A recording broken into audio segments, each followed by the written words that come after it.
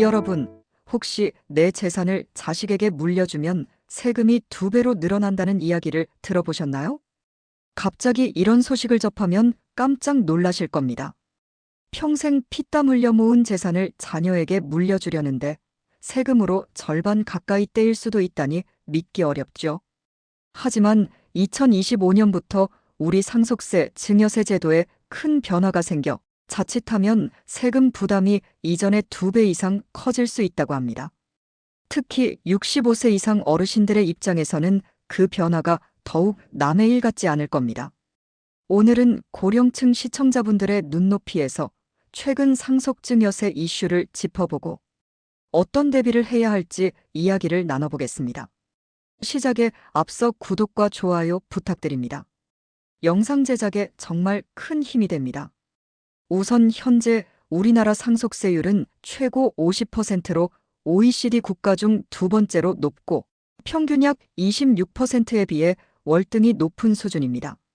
세율도 높은 데다가 공제 혜택은 크지 않아 잘못하면 평생 모은 재산의 절반 가까이를 세금으로 납부해야 할 수도 있습니다.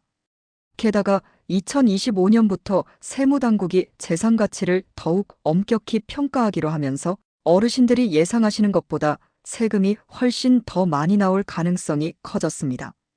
이쯤 되면 도대체 무슨 일이 벌어진 거지?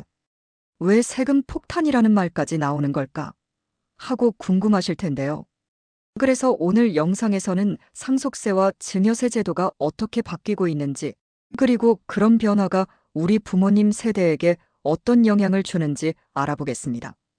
또한 실제 사례를 통해 세금 폭탄을 맞은 한 어머니의 이야기를 들어보고 전문가 인터뷰 없이도 이해할 수 있을 만큼 쉽고 신뢰할 수 있는 정보를 전해드릴게요. 마지막으로 합법적으로 세금을 줄일 수 있는 전략과 지금 할 수 있는 현실적인 대안까지 정리해드리겠습니다. 끝까지 함께 해주세요.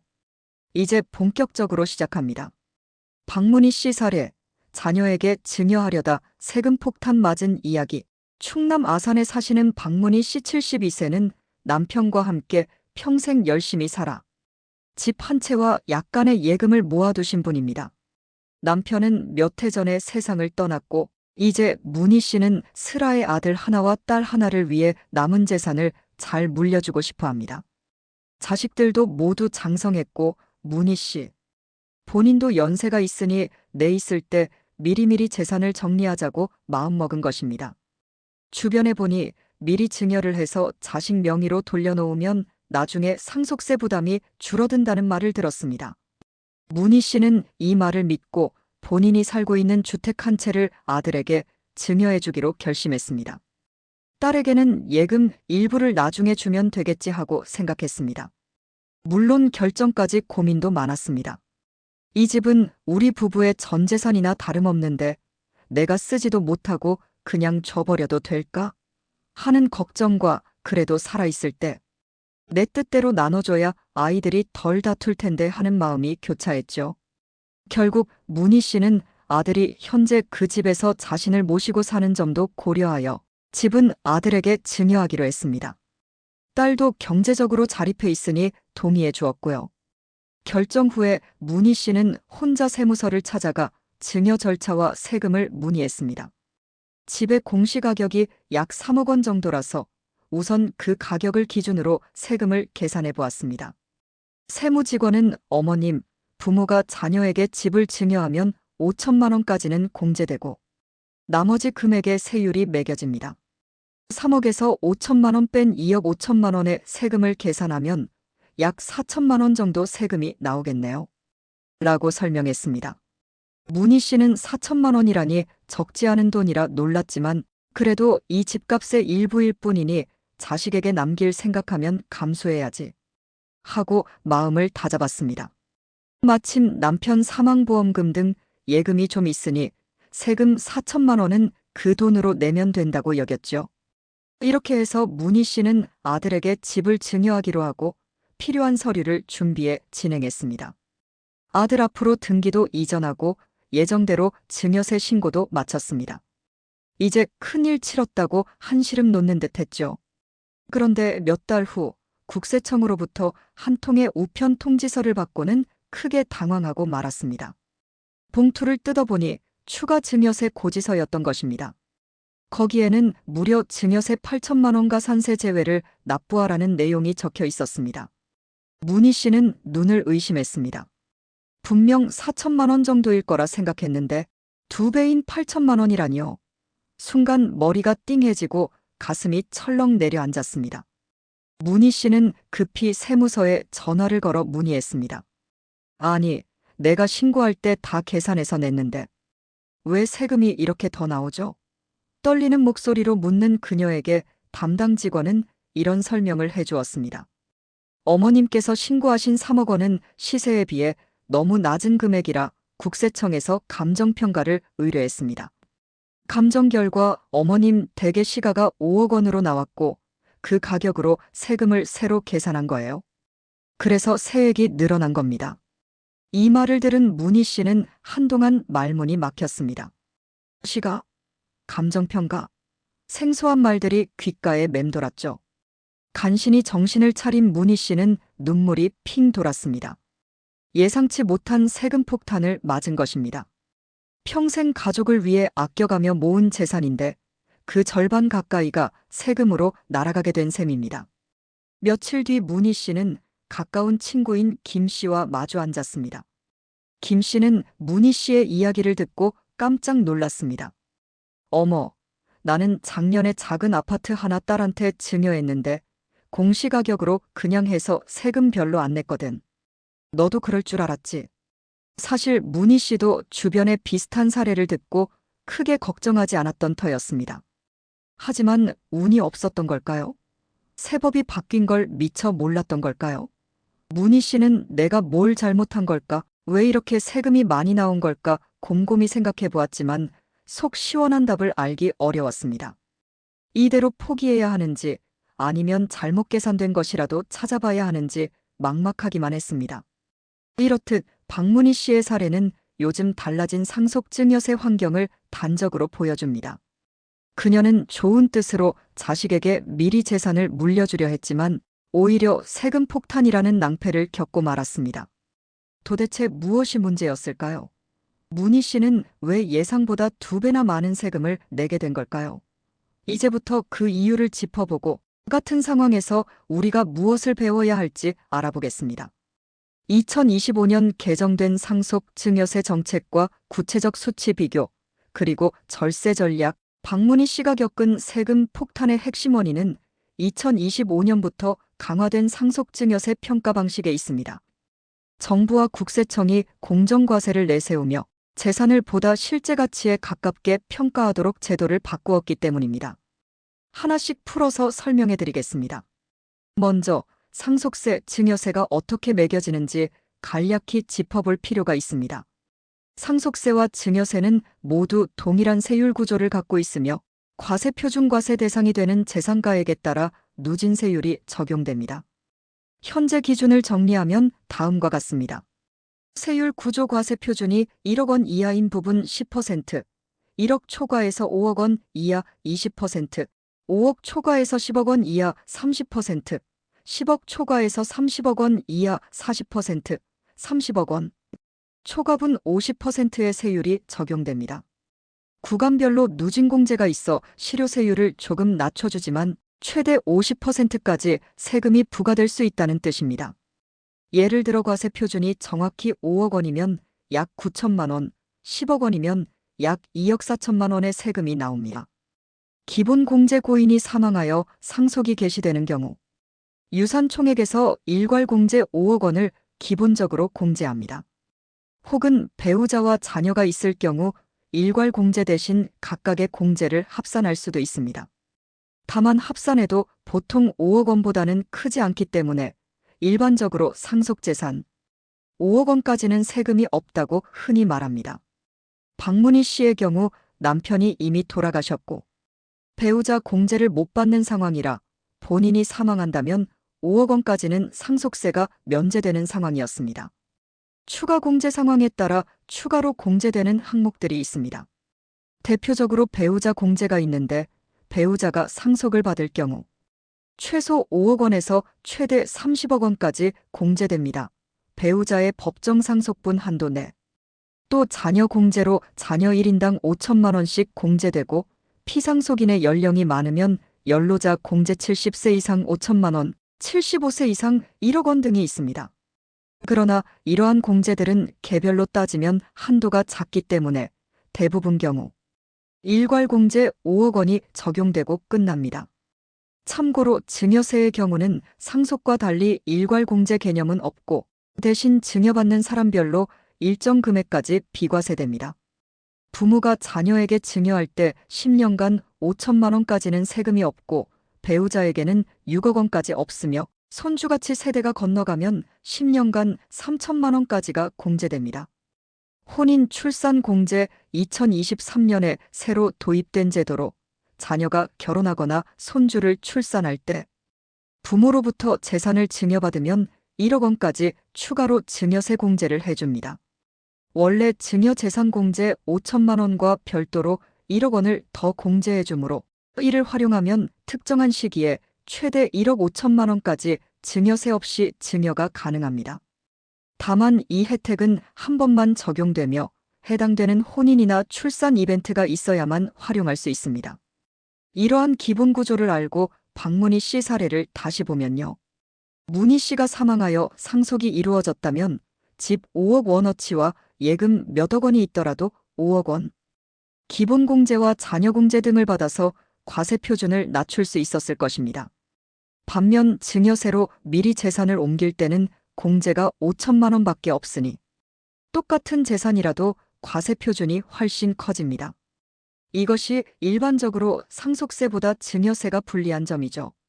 문희 씨도 집을 증여하면서 5천만 원 공제밖에 못 받았습니다. 그런데 이번 사례에서 결정적이었던 변화는 과세 표준이 되는 재산가액을 평가하는 방식이 달라졌다는 것입니다. 원래 상속세나 증여세를 매길 때 부동산의 가치는 시가시장 가격로 평가하는 것이 원칙입니다. 다만 시가를 알기 어려운 경우 등에는 공시가격 등 기준시가로 평가할 수 있게 되어 있었고 실무적으로는 공시가격으로 신고하는 경우가 많았습니다. 공시가격은 정부가 매년 고시하는 가격인데 대체로 실제 거래되는 시세보다 낮게 책정되는 경향이 있습니다.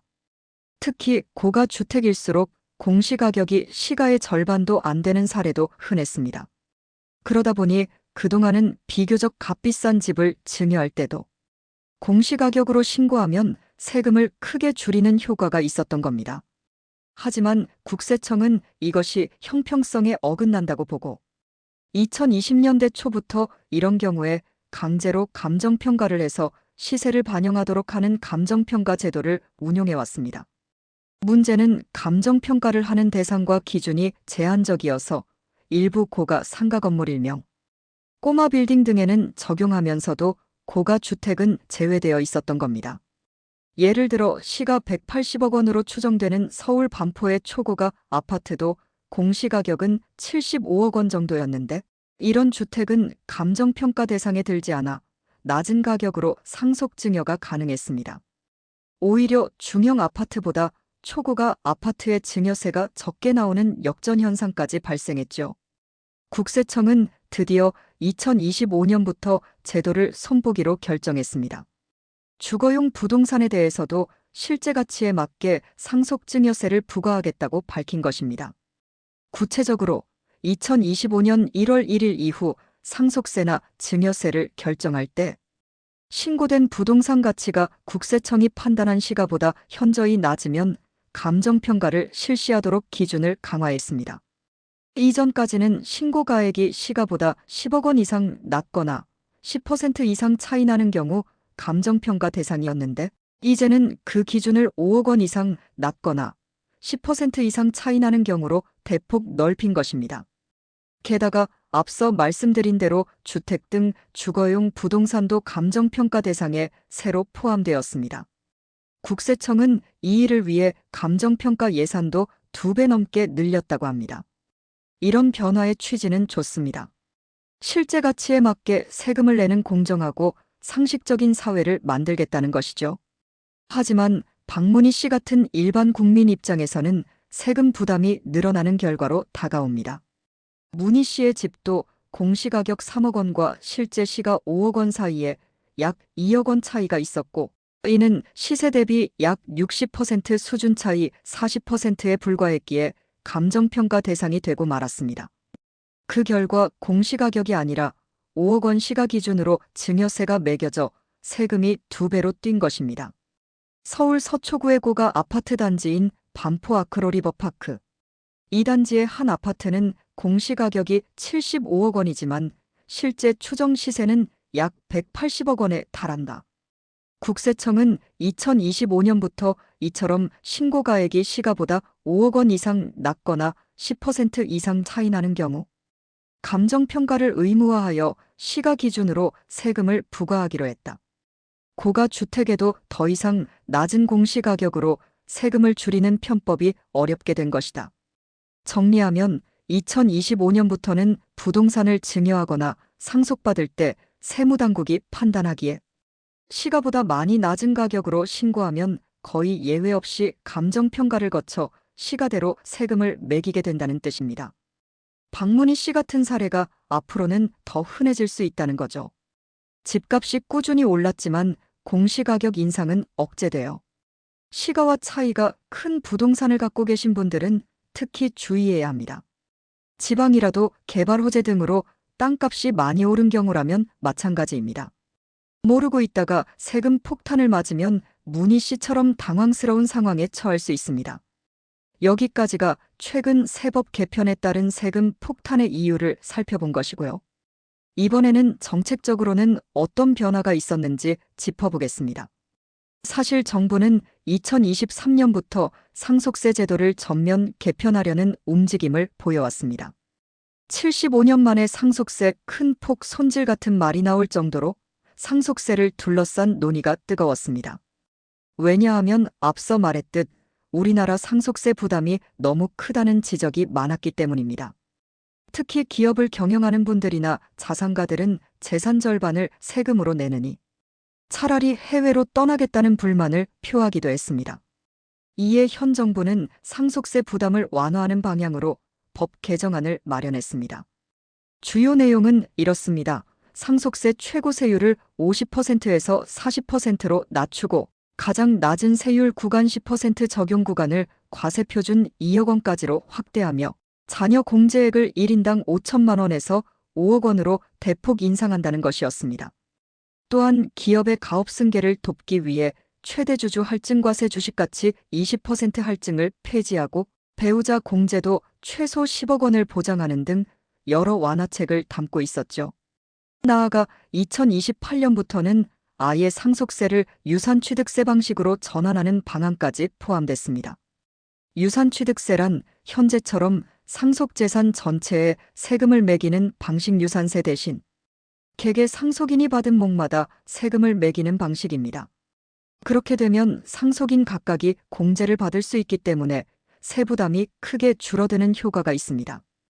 예를 들어 배우자와 자녀 2명이 있는 가정에서 20억 원짜리 집을 상속받을 경우 현행법으로는 전체 20억에서 공제하고 세금을 매겨 약 2억 원에 가까운 상속세가 나올 수 있지만 유산취득세 방식에서는 배우자는 10억 원, 자녀들은 각 5억 원씩 공제를 받아 세금을 한 푼도 안 낼 수 있게 됩니다. 상당히 매력적인 개편안이죠. 그런데 이러한 상속세법 개정안은 2024년 말 국회에서 좌절되고 말았습니다. 여야 의견 대립 등으로 인해 결국 국회를 통과하지 못한 것입니다. 그 결과 상속세 최고 세율 50%와 자녀공제 5천만 원 등 현행 제도가 그대로 유지되게 되었습니다. 정부가 의도했던 상속세 경감 조치는 사실상 모두 무산된 셈입니다. 다만 유산취득세 도입은 2028년으로 예정되어 있는데 이것은 세법이 아니라 제도 전환에 관한 중장기 계획이라 당장 확정되었다고 보기는 어렵습니다. 정권이나 국회 구성에 따라 충분히 변경되거나 연기될 수 있는 사안입니다. 결국 2025년 현재 시점에서 볼 때 상속증여세와 관련해 납세자에게 유리한 개선은 이루어지지 못했고 오히려 세무당국의 평가 강화로 실질 부담은 늘어난 상황이라고 요약할 수 있습니다. 정부의 세제 개편이 실패로 돌아가면서 우리나라 상속세 부담은 여전히 OECD 최고 수준을 유지하게 되었습니다. 한편으로 이렇듯 제도가 쉽게 바뀌지 않는다는 점은 우리 어르신들께서 지금 가능한 방법으로 미리미리 대비하는 것이 더욱 중요해졌다는 의미이기도 합니다. 이제 합법적으로 세금을 절약할 수 있는 구체적인 전략들을 알아보겠습니다. 세금 문제는 피하고 싶다고 피할 수 있는 게 아니지만 미리 정보를 알고 대비하면 줄일 수 있는 방법들이 분명히 있습니다. 지금부터 몇 가지 핵심 절세 포인트를 짚어드릴 테니 메모하시거나 기억해 두셨다가 활용하시길 바랍니다. 합법적 절세 전략 미리 증여하고 분산하여 세율 줄이기. 가장 많이 거론되는 방법은 사전 증여를 활용하라는 것입니다. 아무리 상속세가 부담돼도 돌아가신 후에 세금 문제로 가족들이 힘들어하지 않게 하려면 미리미리 증여를 하는 게 좋다는 건데요. 증여를 일찍 시작할수록 효과가 큽니다. 왜냐하면 증여세는 10년 단위로 공제 한도를 적용하기 때문입니다. 예를 들어 자녀 한 명에게 지금 5천만 원을 증여하고 10년이 지나면 또 5천만 원을 세금 없이 줄 수 있습니다. 시간을 잘게 쪼개면 그만큼 여러 번 5천만 원 비과세 한도를 활용할 수 있는 것이죠. 만약 큰 돈을 한꺼번에 주면 공제 5천만 원만 적용되고 많은 부분에 세금이 붙지만 나눠서 주면 매번 5천만 원씩 공제되어 전체적으로 세금이 훨씬 적어집니다. 또 증여는 가치가 오를 자산부터 하라는 조언도 있습니다. 예를 들어 토지나 건물이 앞으로 개발 등으로 값이 더 오를 전망이라면 나중에 상속할 때는 더 커진 가치의 세금을 내야 합니다. 차라리 지금 증여세를 조금 내더라도 미리 주어버리면 미래의 가치 상승분에 대해서는 세금을 피할 수 있게 됩니다. 즉, 오를 놈 자산은 물려주고 떨어질 놈은 내가 가지고 있자는 식입니다. 물론 모든 자산의 오르내림을 정확히 알 수는 없지만 일반적으로 성장 가능성이 큰 주식이나 부동산은 일찍 증여하는 편이 유리한 경우가 많습니다. 아울러 여러 명에게 분산 증여하는 것도 방법입니다. 우리 세법은 증여받는 사람 각각을 기준으로 과세하기 때문에 같은 금액이라도 한 사람에게 몰아주면 높은 세율이 적용되지만 나누어 주면 세율 구간을 낮출 수 있습니다. 박문희 씨의 경우 집 한 채를 아들에게만 줬지만 만약 아들과 딸에게 절반씩 공동명에 증여했다면 세금이 더 낮아졌을 겁니다. 두 명에게 2억 5천만 원씩 증여하면 각각 5천만 원. 공제 후 2억씩 과세되어 3천만 원씩 총 6천만 원 세금으로 줄어든. 물론 재산을 쪼개는 일이 현실적으로 쉽지 않을 때도 있지만 현금이나 금융자산은 나눠서 증여하는 것을 고려해 볼 만합니다. 마지막으로 사전 증여는 너무 임박해서 하면 효과가 없다는 점을 유의해야 합니다. 많은 분들이 모르고 계시는데 증여를 한 사람이 증여 후 10년 내에 사망하면 그 증여 재산은 다시 상속 재산에 합산됩니다. 즉, 세금을 피하려고 임종 직전에 증여해봐야 상속세 계산에 다 포함된다는 뜻입니다. 그러니 적어도 10년 이상의 여유를 두고 미리 증여를 해두셔야 안전합니다. 젊었을 때부터 미리 줄 수는 없으니 60대에 들어섰다면 슬슬 계획을 세워보는 것이 좋습니다. 합법적 절세 전략 각종 공제와 세제 혜택 활용하기. 두 번째로 법에서 정해준 공제와 혜택을 적극 활용하는 것입니다. 앞서 소개해드린 혼인 출산 증여 공제는 대표적인 새로운 혜택입니다. 자녀나 손주가 결혼하거나 아이를 낳을 때 축하 선물 겸 재산 증여를 해주시면 1억 원까지 추가 공제를 받을 수 있죠. 이는 평생 1회에 한정되므로 기회가 될 때 활용하는 것이 좋습니다. 예를 들어 따님이나 아드님이 결혼을 앞두고 있다면 결혼 자금이나 신혼집 마련 자금으로 1억 원을 증여해 줄 경우 세금이 부과되지 않습니다. 기존 5천만 원 한도와 합쳐 최대 1억 5천만 원까지 가능하니 제법 큰 금액이죠. 마찬가지로 손주가 태어날 때도 적용되는데 이때는 재산을 손주 부모인 자녀에게 주는 것으로 해야 한다는 점 참고하세요. 직계 존속 자녀에게 주는 증여로 처리. 배우자 공제도 빼놓을 수 없습니다. 만약 부부 중 한 분이 많이 편찮으시다면 살아계실 때 재산을 배우자에게 최대한 이전해 두는 방법도 있습니다. 배우자에게 증여할 때는 6억 원까지 세금이 면제이고 상속 시에는 최소 5억에서 최대 30억 원 공제가 됩니다. 극단적으로 현행법에서는 배우자에게 아무리 많이 상속해줘도 30억 원까지는 상속세가 0원입니다. 따라서 재산이 많은 분들은 1차적으로 배우자에게 상속시키고 이후 남은 배우자가 자녀에게 물려줄 때 추가 공제를 노리는 전략을 쓰기도 합니다. 다만 이 방법은 배우자가 오래 생존한다는 가정이 필요하고 결국 자녀 세대에서 세금을 낼 수밖에 없다는 한계가 있습니다. 그래도 세금을 늦출 수 있고 당장 현금 유출을 막는다는 이점이 있어 활용됩니다. 가업상속 공제 등 특수한 공제 제도도 해당된다면 놓치지 말아야 합니다. 중소기업을 오랫동안 운영해온 경우 일정 조건을 충족하면 최대 100억 원까지 상속재산에서 공제를 받을 수 있습니다. 다만 10년 이상 계속 사업을 유지하는 등의 조건이 까다롭습니다. 농지나 임야를 작용하는 농민의 경우에도 상속공제가 별도로 있고 보험금이나 의료비 등도 일정액 공제가 됩니다. 이러한 사항들은 개인별 상황에 따라 다르니 본인이 해당될 수 있는 세제 혜택을 미리 공부하고 챙기는 것이 필요합니다. 또 하나 흔치 않은 경우지만 해외 이민을 고려하시는 분들도 있습니다. 실제로 국내 상속세를 피하기 위해 국적을 바꾸거나 거주지를 옮기는 사례도 보도된 바 있습니다. 그러나 이 방법은 일반적인 가정에는 현실성이 낮고 법적으로도 한국 내 재산에는 끝까지 과세될 수 있어 리스크가 있습니다. 따라서 국내 제도 내에서 활용할 수 있는 공제를 우선적으로 검토하시는 게 바람직합니다. 합법적 절세 전략 재산 활용 방식 바꾸기 판매, 투자, 연금 등. 세 번째 전략은 재산의 형태나 활용 방법을 바꾸는 것입니다. 많은 어르신들이 재산 대부분을 부동산으로 갖고 계신데요. 부동산은 가치가 커도 현금이 아니라서 막상 세금을 내려면 현금 마련이 어렵다는 문제가 있습니다. 그래서 상속세 납부 때문에 집이나 건물을 급히 파는 사례도 종종 발생합니다. 이를 미리 방지하려면 본인 생전에 일부 부동산을 처분해서 현금이나 연금으로 바꾸어 두는 것도 한 방법입니다. 예를 들어 1가구 1주택으로 오래 보유한 집은 양도할 때 최대 12억 원까지는 양도소득세가 면제됩니다. 그러니 자녀가 집을 꼭 물려받길 원하지 않는다면 집을 팔아서 현금화해 두고 그 돈의 일부를 증여하거나 본인 노후자금으로 쓰는 선택도 가능합니다. 이렇게 하면 적어도 상속세를 위한 자금 마련이 수월해집니다. 주택연금도 고려해 볼 만한 제도입니다. 집을 상속해 줄 생각이었지만 상속세가 걱정된다면 차라리 집을 담보로 국가가 보증하는 영무기지 대출을 받아 매월 연금 형태로 생활비를 쓰시는 거죠.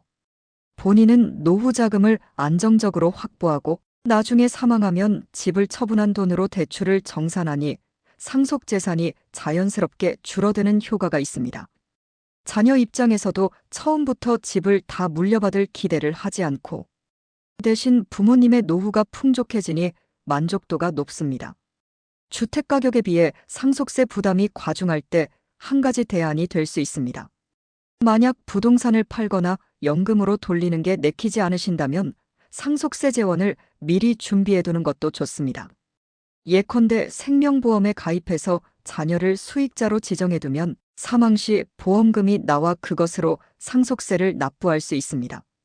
일부 보험 상품은 상속세 절감 효과를 광고하기도 하는데 실제로 보험금 자체가 상속세 과세 대상에 포함되기는 하지만 그 돈으로 세금을 낼 유동성을 확보한다는 점에서 의미가 있습니다. 상속세는 납부기한 상속개 시일로부터 6개월이 꽤 촉박한 편인데 유족이 현금이 없으면 곤란해지거든요. 따라서 보험이나 신탁을 활용해서 세금을 내기 위한 돈풀을 마련해두는 것이 요즘 부유층 사이에서는 기본 전략으로 자리 잡고 있습니다. 추가로 유언장을 작성해두는 것을 권해드립니다.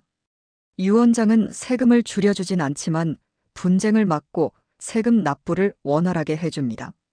상속재산을 둘러싸고 자녀들 간의 다툼이 생기면 상속세 신고기한을 놓치거나 분할 납부 계획이 틀어져서 가산세나 불필요한 비용이 발생할 수 있습니다. 미리 공정하고 명확한 유언을 남겨두시면 그런 위험을 크게 줄일 수 있겠죠. 혹시 특정 자녀에게 재산을 더 주고 싶다면 법정 상속분과 유류분 등을 고려해 증여와 유언을 조화롭게 설계하셔야 나중에 분쟁 없이 뜻을 이룰 수 있습니다.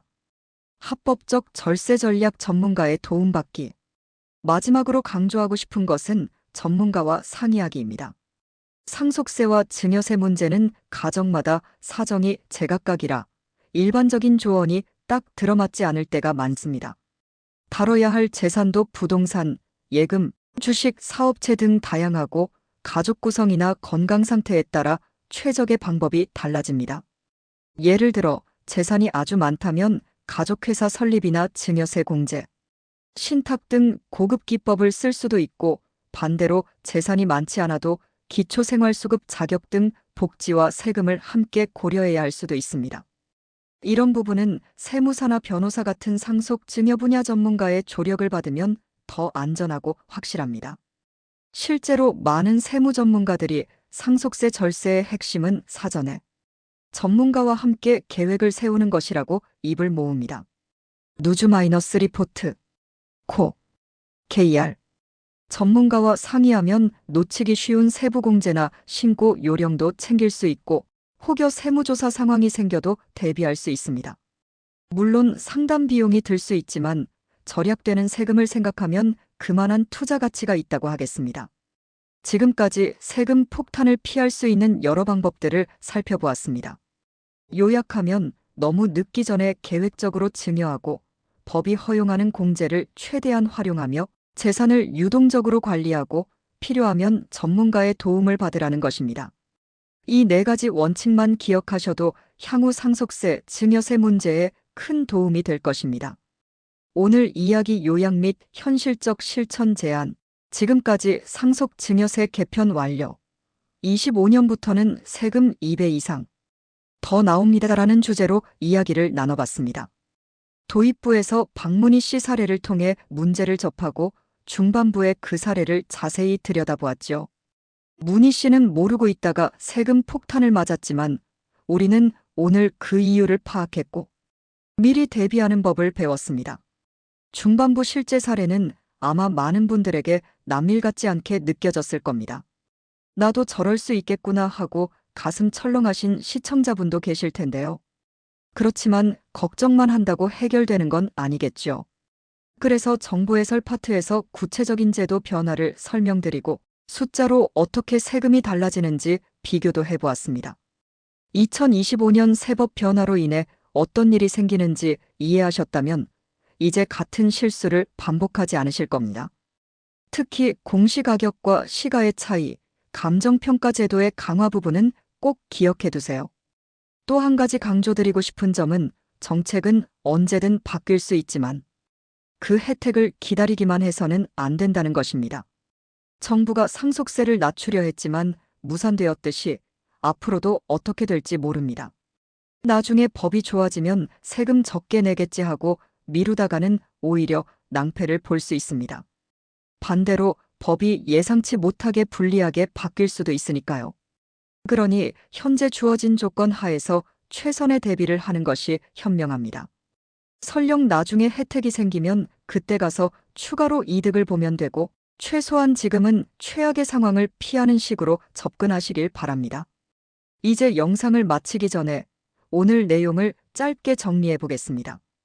2025년부터 상속 증여세 계산 시 부동산의 시가평가가 강화되어 자칫하면 세금이 이전보다 2배 이상 나올 수 있습니다. 특히 고령층이 부동산을 증여하거나 상속할 때 공시가격만 믿고 있다가는 낭패를 볼 수 있으니 주의해야 합니다. 정부의 상속세 경감 조치는 국회 문턱을 넘지 못해 실현되지 않았습니다. 따라서 여전히 최고세율 50%, 낮은 공제 한도 자녀 1인당 5천만 원 등이 유지됩니다.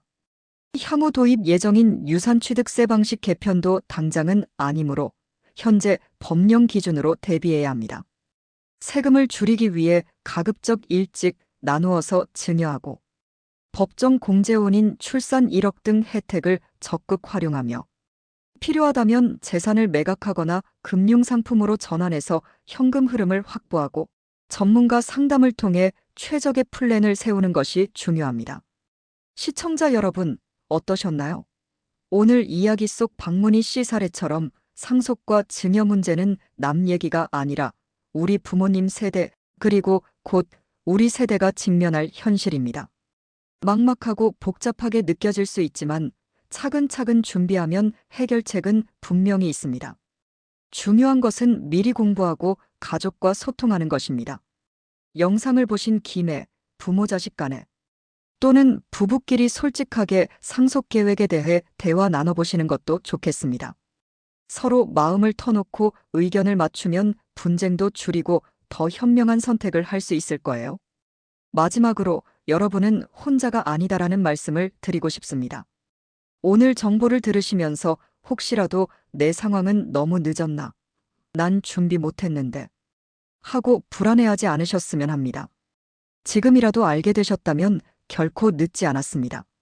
세금 문제로 고민하는 수많은 분들이 있고 정부도 완벽하진 않아도 계속 제도를 손보려 노력하고 있습니다. 저희 채널도 앞으로 계속 관련 소식과 도움될 정보를 전해드릴 테니 함께 힘내셨으면 좋겠습니다. 부디 이 영상이 여러분의 소중한 재산을 지키는데 작은 보탬이 되었길 바랍니다.